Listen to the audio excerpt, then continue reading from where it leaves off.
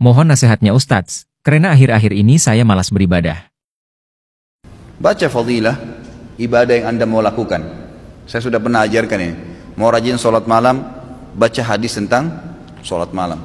Mau rajin sedekah, baca hadis tentang sedekah. Kita punya hak secara syar'i menanyakan saya dapat apa kalau saya kerjakan ibadah itu. Boleh, nggak apa-apa. Karena memang Allah yang menjanjikan itu, ya kan? Coba baca buku hadis, fadilah sholat duha, fadilah sholat sunnah, qabliyah, rawatib, fadilah sholat wajib, duhur, asar, maghrib, isya, fadilah bakti dengan orang tua, fadilah haji dan umrah, fadilah sadaqah, fadilah puasa Ramadan, fadilah. Apa itu fadilah? Janji positif Allah di ibadah yang akan kita lakukan. Kalau mau termotivasi, untuk apa kita mau ke satu tempat? Karena ada janji yang ada satu menjanjikan yang kita dapatkan di sana kan. Untuk apa kita kerja satu perusahaan? Karena ada janji gajinya lah, prestasi dan seterusnya. Begitu. Manusia memang kalau dijanjikan baru mau bergerak. Maka wajar kita baca janji Allah di ibadah itu kita akan termotivasi. Yang kedua, jauhi semua fasilitas maksiat.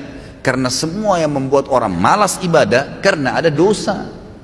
Selama antum masih terlibat di dosa sekecil apapun, maka akan mudah sekali tergelincir untuk malas ibadah. Tergelincir itu. Saya sudah pernah jelaskan.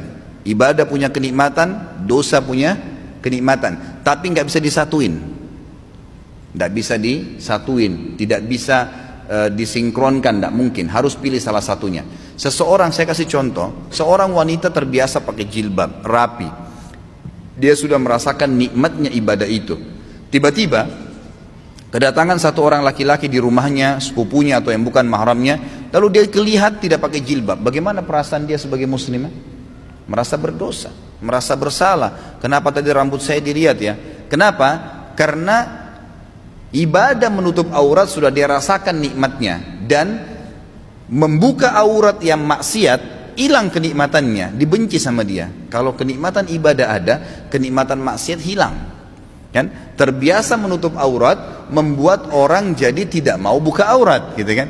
Terbiasa sholat berjamaah di masjid membuat orang merasa bersalah, atau terbiasa sholat aja deh.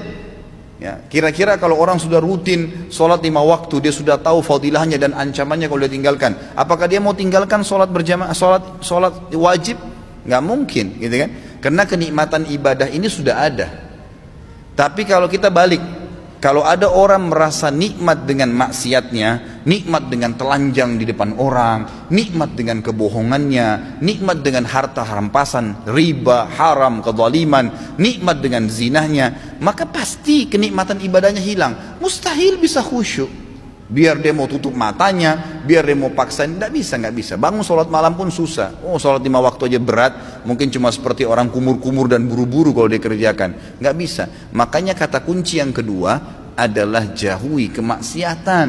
Maka kenikmatan ibadah akan didapatkan. Yang pertama, bekali diri dulu dengan ilmunya.